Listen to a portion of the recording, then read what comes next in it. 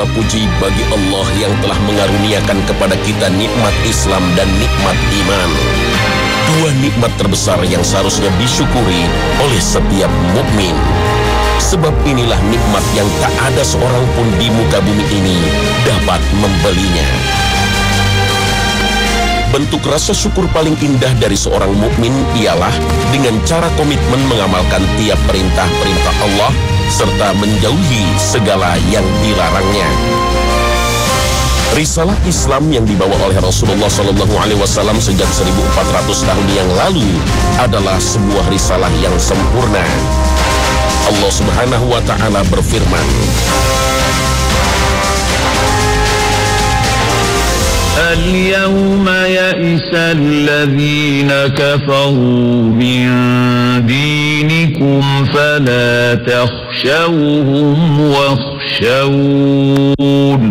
Al-yawma akmaltu lakum dinakum wa asmamtu alaykum ni'mati wa raditu lakumul Islam dinan. فمن اضطر في مخمصة غير متجانف لإثم فإن الله غفور رحيم. Sudah menjadi ketetapan Allah bahwa sepeninggal Rasulullah SAW, estafet dakwah yang sepanjang hayat selalu beliau perjuangkan mati-matian akan terus diwariskan kepada orang-orang yang mendapatkan karunia kebaikan dari Allah Subhanahu wa Ta'ala, sebagaimana sabda beliau, barang siapa yang Allah kehendaki dengannya kebaikan, maka ia akan difahamkan dalam masalah agama. Muttafaqun alaih. Ya, tanda bagi orang yang dikehendaki oleh Allah dengan berbagai kebaikan yang melimpah adalah orang-orang yang dimudahkan oleh Allah untuk dapat memahami dinul Islam atau agama Islam secara mendalam. Dan sesuai hadis tersebut, ulama adalah figur paling ideal. Maka sepeninggal Rasulullah SAW, ulama menjadi tokoh penting dalam tonggak perjuangan dakwah berikutnya. Bahkan, ulama menjadi tokoh yang akan seksama mengawal berlangsungnya sistem pemerintahan yang dijalankan penguasa, agar tetap sesuai dengan nilai-nilai keislaman, yaitu tegaknya amar ma'ruf, nahi munkar. Saat ini Indonesia tengah mengalami suksesi kepemimpinan nasional, di mana peta politik menjelang pemilu presiden pastinya akan menjadi sangat menarik. Terlebih bila kita perhatikan munculnya inisiasi dari berbagai ormas dan tokoh Islam untuk mendorong partai-partai Islam membentuk poros Islam. Seiring dengan kemunduran taraf berpikir umat Islam yang diimbuhi dengan proses sekularisasi di dunia Islam, umat Islam mulai kesulitan menemukan sosok ulama yang mampu menggerakkan perubahan seperti yang pernah dilakukan Nabi Muhammad SAW. Sekarang yang kita dapati adalah ulama yang faqih dalam masalah agama, tetapi tidak memiliki visi politik dan negarawan yang handal. Akibatnya, mereka tidak mampu memberikan kontribusi bagi perubahan masyarakat dan negaranya. Mereka asik dengan ibadah-ibadah ritual yang justru memberangus predikatnya sebagai pewaris Nabi. Ada pula ulama yang sadar atau tidak terkooptasi oleh pemerintah kufur dan antek-anteknya. Mereka rela menjual agamanya untuk kepentingan dunia. Ada pula yang bertingkah bak seorang artis yang hanya mengejar popularitas belaka. Lantas, apa fungsi dan peran ulama sesungguhnya dalam mensukseskan rencana poros Islam ini? Figur ulama seperti apa yang seharusnya menjadi panutan di negeri ini?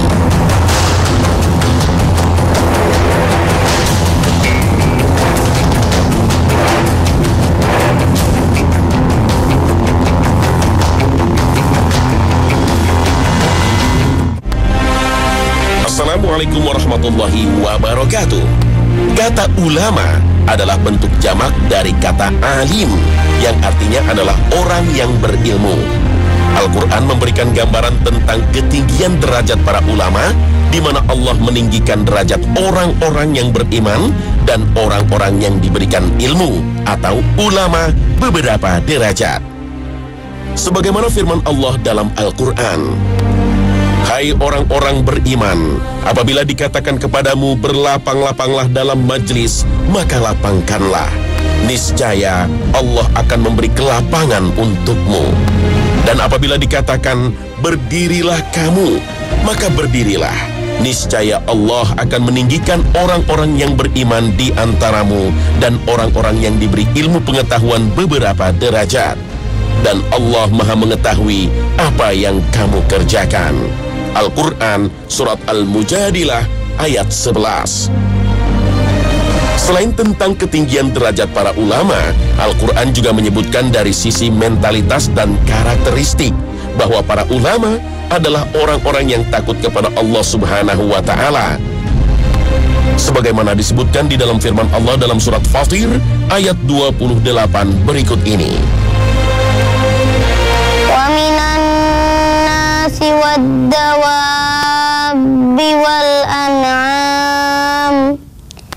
wal an'ami mukhtalifun alwanuhu kadzalik. Innama yakhsyallaha min ibadihil ulama. Innallaha azizun ghafur. Dari ayat ini, kita dapat memahami bahwa yang dimaksud dengan ulama adalah golongan orang-orang yang memiliki pengetahuan ilmu yang mendalam, terutama ilmu agama. Dengan ilmunya itu, membuatnya semakin takwa kepada Allah dan semakin takut kepada Allah. Sudah seharusnya, ulama adalah orang-orang yang selalu sesuai antara perkataan dengan perbuatannya. Tidak ada peluang kebaikan kecuali mereka menjadi orang yang paling pertama mengamalkannya dan menjadi orang yang paling bersemangat mendakwahkannya. Sebaliknya, tidak ada kemungkaran kecuali mereka adalah orang-orang yang paling pertama berusaha menjauhinya serta paling bersemangat untuk mencegahnya. Dengan tugas yang mulia sebagai penerus estafet dakwah Rasulullah, maka pantaslah bila kemudian Rasulullah SAW menjadikan para ulama sebagai pewaris beliau, pewaris estafet dakwah para nabi dan rasul, sebagaimana sabda beliau. Dan para ulama adalah pewaris para nabi. Para nabi tidak meninggalkan warisan berupa dinar atau emas, dirham atau perak, tetapi mereka meninggalkan warisan berupa ilmu. Hadis riwayat Ibnu Hibban dengan derajat yang sahih. Tentu, yang dimaksud dengan pewaris nabi adalah pemelihara dan penjaga wahyu atau risalah, yang dalam konteks ini adalah Al-Quran dan As-Sunnah. Dengan kata lain, peran ulama sebagai pewaris para nabi adalah menjaga agama Allah Subhanahu wa Ta'ala dari kebengkokan dan penyimpangan. Selain itu, ulama adalah orang yang faqih dalam masalah halal haram. Ia adalah rujukan dan tempat menimba ilmu, sekaligus guru yang bertugas membina umat agar selalu berjalan di atas tuntunan Allah dan Rasul-Nya. Peran sentral ulama adalah mendidik umat dengan akidah dan syariah Islam. Dengan begitu, umat memiliki kepribadian Islam yang kuat. Mereka juga berani mengoreksi penyimpangan yang terjadi di masyarakat dan penguasa. Begitu agungnya peran ulama bagi umat, sampai-sampai Allah Subhanahu wa Ta'ala menjadikan keberadaan mereka sebagai wujud kelestarian ilmu agama di masyarakat. Wafatnya ulama menjadi pertanda dari diangkatnya ilmu atas umat ini, serta mewabahnya kebodohan, sebagaimana sabda Rasulullah Sallallahu Alaihi Wasallam. Sesungguhnya Allah tidak akan mengangkat ilmu dengan sekali cabutan dari manusia, namun Allah akan mengangkat ilmu dengan mewafatkan para ulama, hingga ketika tidak tersisa lagi seorang berilmu di tengah mereka, manusia mengangkat para pemimpin yang jahil. Mereka ditanya dan mereka pun berfatwa tanpa ilmu, hingga akhirnya mereka sesat dan menyesatkan orang lain. Hadis sahih riwayat Al-Bukhari dalam Kitabul Ilmi. Selain sebagai rujukan atas berbagai problematika umat terkait masalah agama, Ulama juga berperan sebagai pihak yang wajib dilibatkan dalam proses pergantian kepemimpinan dalam suatu masyarakat, bahkan pergantian kepala negara.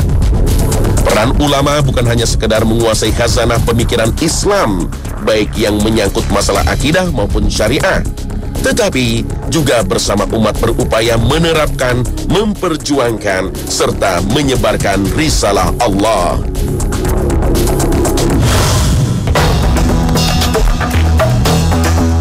Sejak dulu, ulama memiliki peran yang sangat besar dalam berbagai peristiwa sejarah penting, terutama sejarah perubahan masyarakat. Bahkan nyaris tidak ada satupun perubahan masyarakat di dunia ini yang tidak melibatkan peran ulama. Mereka jugalah orang pertama yang menyebarkan kesadaran ini di tengah-tengah masyarakat, hingga masyarakat memiliki kesadaran kolektif untuk melakukan perubahan. Jika kesadaran terhadap kerusakan masyarakat belum tumbuh di tengah-tengah masyarakat, niscaya tidak akan tumbuh pula keinginan untuk berubah, apalagi upaya untuk melakukan perubahan. Ulama merupakan sumber dan inspirasi perubahan. Sepanjang sejarah perjuangan umat Islam, ulama selalu menjadi salah satu figur tokoh yang berada di garis paling depan perjuangan. Ia menjadi figur pemersatu tatkala barisan perjuangan terpecah. Ia menjadi penyemangat tatkala barisan perjuangan umat melemah. Ia menjadi tokoh yang memulihkan mentalitas umat yang sebelumnya sempat jatuh akibat dikalahkan musuh. Ia adalah tokoh yang dekat di hati umat, senantiasa dirindukan petuah-petuahnya yang senantiasa ditiru akhlaknya.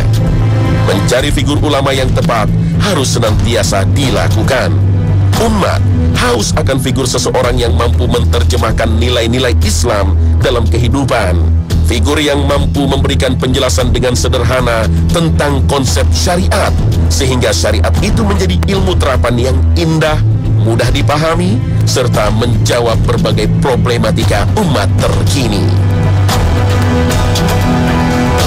Jadi prinsipnya ulama itu harus menjadi contoh tauladan dalam perilaku perbuatan sehari-hari, dan dia menjadi orang yang paling terdepan dalam mengamalkan keislaman. Ya, karena Nabi Muhammad kan sifatnya siddiq, amanah, fatonah, tabligh, ya, 4 itu baru menjadi sifat ulama.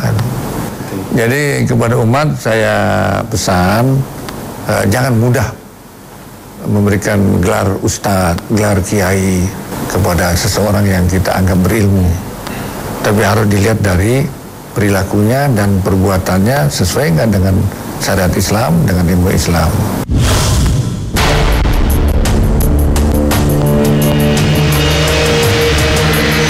Ulama dalam perpolitikan di Indonesia bukanlah hal yang asing. Semenjak dahulu peran ulama dalam mendirikan bangsa Indonesia patut diakui. Tidaklah mengherankan jika ulama terlibat dengan urusan politik. Sosok ulama adalah sosok yang dikenal dengan pemandu umat Islam karena kepandaiannya dalam hal keilmuan Islam. Ulama adalah pemimpin umat Islam, pewaris Nabi dalam menegakkan dan menjalankan perintah Allah. Dalam episode sejarah penaklukan kota Konstantinopel di zaman Sultan Muhammad Al-Fatih misalnya, ulama memiliki peran yang sangat vital dalam meningkatkan semangat jihad umat Islam yang saat itu yang tengah merosot. Karena beberapa kali mengalami kekalahan dalam perang melawan Bizantium. Saat itu, Sultan Muhammad Al-Fatih yang masih berusia 25 tahun ini memiliki penasehat yang bernama Syekh Syamsuddin. Berkat bimbingan Syekh Syamsuddin, Sultan Al-Fatih berhasil membangkitkan semangat pribadi dan kaum muslimin untuk menaklukkan kerajaan raksasa dunia Bizantium. Syekh Syamsuddin berhasil meyakinkan Sultan Muhammad Al-Fatih bahwa dialah pemimpin yang dimaksud dalam hadis yang akan berhasil menaklukkan Konstantinopel. Allahu Akbar!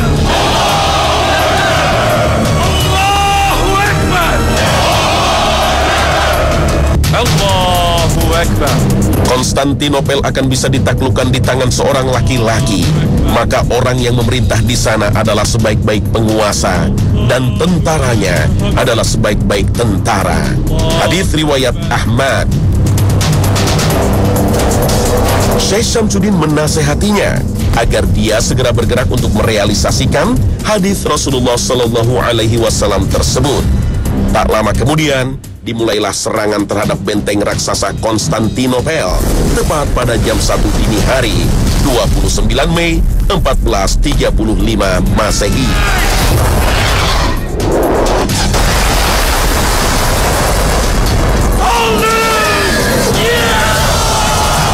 Untuk pertama kalinya, benteng raksasa yang berdiri berabad-abad lamanya itu runtuh. Pasukan Al-Fatih berhasil menguasai kota dan pasukan Bizantium tidak berdaya. Syekh Syamsuddin begitu terhormat di mata Sultan Muhammad Al-Fatih. Meski menjadi sultan yang kekuasaannya meluas hingga separuh negeri Eropa, ia tidak pernah meremehkan nasihat Syekh. Sang Syekh pun tidak pernah menjadi penjilat, tidak pernah memberi penghormatan berlebihan. Ia tidak takut kecuali kepada Allah. Karena itu, setiap kali Sultan datang menziarahi, Syekh Syamsuddin tidak pernah berdiri dari tempat duduknya untuk menyambutnya. Justru sebaliknya, ketika ia menziarahi Sultan, Sultanlah yang berdiri untuk menyambut gurunya tersebut, lalu mencium tangannya.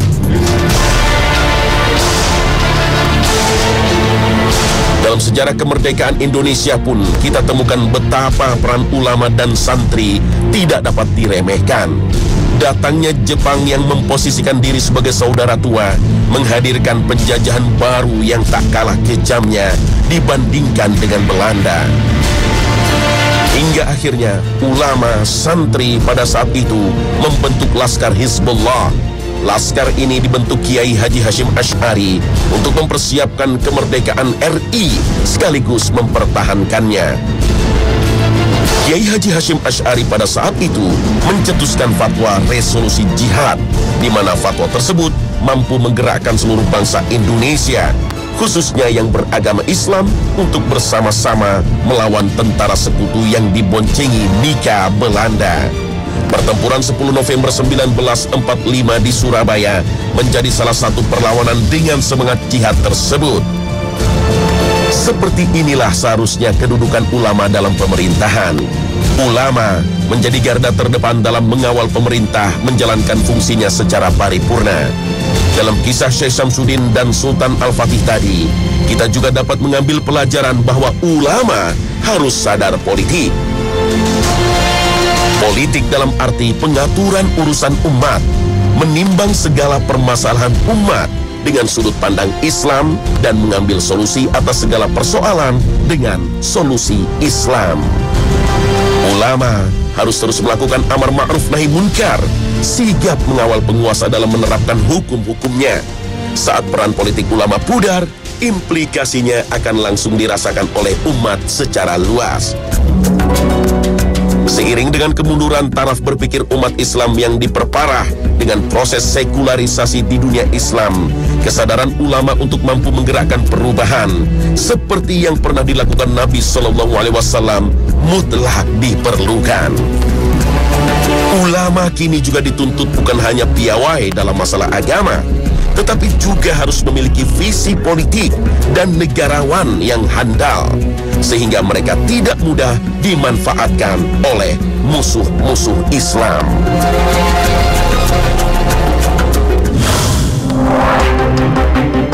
Saat ini, Indonesia tengah mengalami suksesi kepemimpinan nasional, di mana peta politik menjelang pemilu presiden pastinya akan menjadi sangat menarik. Munculnya inisiasi dari berbagai ormas dan tokoh Islam mendorong partai-partai Islam berkoalisi dalam poros Islam. Ulama sebagai sosok perekat umat tentu memiliki peran penting dalam suksesnya poros Islam ini. Terlebih bila kita perhatikan munculnya fenomena kesadaran kolektif umat untuk lebih mengerti tentang ajaran agamanya. Hal ini ditandai dengan maraknya berbagai pusat kajian-kajian Islam di tanah air, dari mulai tabligh akbar, seminar-seminar keislaman, bedah buku, lembaga tahsin dan tahfiz Quran. Belum lagi munculnya berbagai kajian-kajian keislaman komunitas yang berbasis sosial media dengan memanfaatkan teknologi masa kini. Pola-pola dakwah yang semakin kreatif semacam ini akan semakin mendekatkan ulama dengan umat. Oleh sebab itu, wajarlah bila kemudian kita dapati bahwa ulama-ulama tersebut cenderung lebih dikenali oleh masyarakat secara luas ketimbang tokoh-tokoh pemerintahan seperti menteri, anggota legislatif, dan tokoh-tokoh pimpinan partai. Dalam hal ini, ulama berada di posisi tengah, posisi yang mampu menghubungkan jurang pemisah antara umat sebagai masyarakat di satu sisi dengan pemerintah dan pimpinan partai politik di sisi lain. Peran inilah yang seyogianya dimainkan oleh ulama, tentunya dengan mengedepankan prinsip maslahat umat, jauh dari tendensi duniawi. Termasuk dalam hal ini adalah peran yang juga seyogianya dimainkan ulama dalam mensukseskan rencana poros Islam.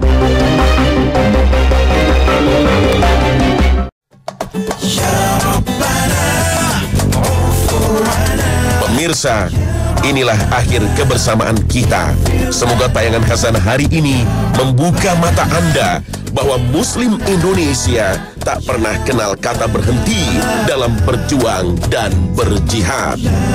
Akhir kata, wassalamualaikum warahmatullahi wabarakatuh.